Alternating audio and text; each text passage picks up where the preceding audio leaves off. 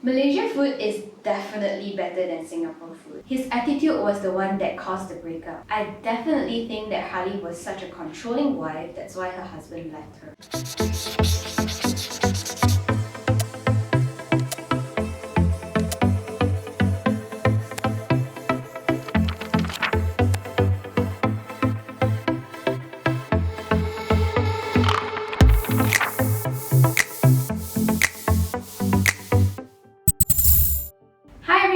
It's been quite a while. Firstly, Happy New Year, and I hope you guys have already started 2022 on a good note. Many times we think that being fair means being the same to everyone. But the truth is, being fair means treating each person individually the way that they should be treated. Fairness is giving people the treatment that they earn and deserve.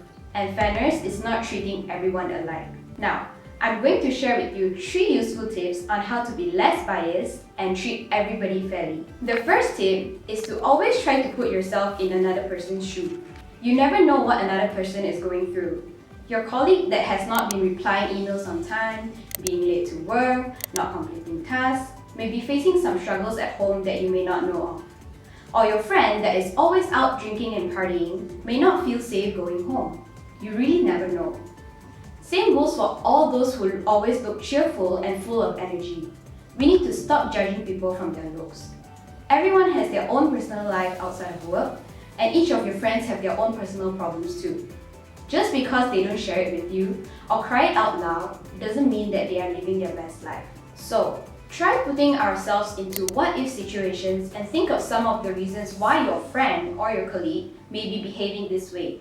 In the end, think of how you may want to be treated if you were the one in their shoes. It never hurts anyone to just ask, "Do you need some help?" or "Are you okay?" The second tip, this is especially useful when you write, is to choose your words carefully when making comparisons.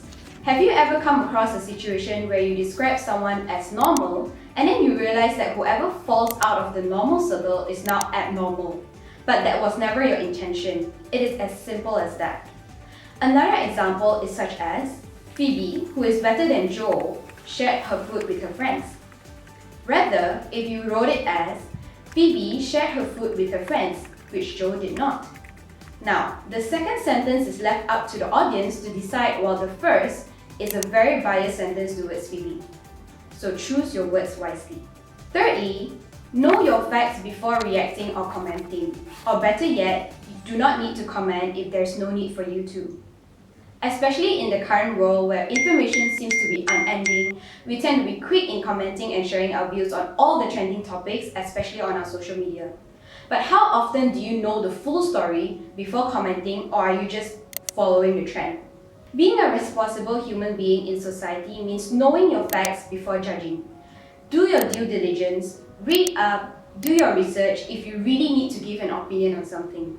And if you don't need to comment or give an opinion, just read up, absorb that knowledge, and as the saying goes, if you have nothing nice to say, just keep quiet. Being fair and non-biased does not only make you a more likable human being, but it helps you to become more empathetic and more sincere in the way you treat others.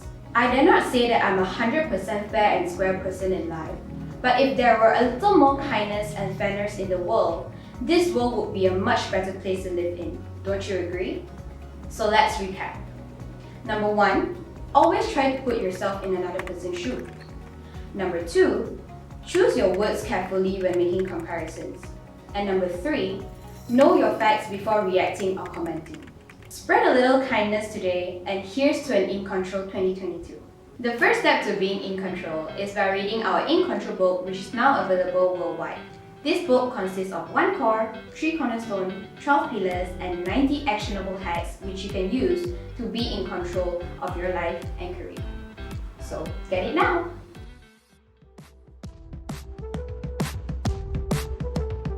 Do you ever feel like you're being controlled by your parents, friends, bosses, and yourself? It's time to change that. I'm Reza Abraham, and I have designed a systematic approach to inspire you to take complete control of your life and career. It's a result of 20 years of learning from those who live and are living an in-control life.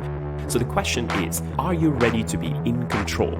I have put together In Control, a book with timeless pearls, practical actions, and reflections. In the 16 chapters of the book, I cover 1 core, 3 cornerstones, and 12 pillars of life and career, with 90 actionable hacks, disciplines, and habits for you to take complete control of your life right now. So what are you waiting for? One day or day one, you are in control.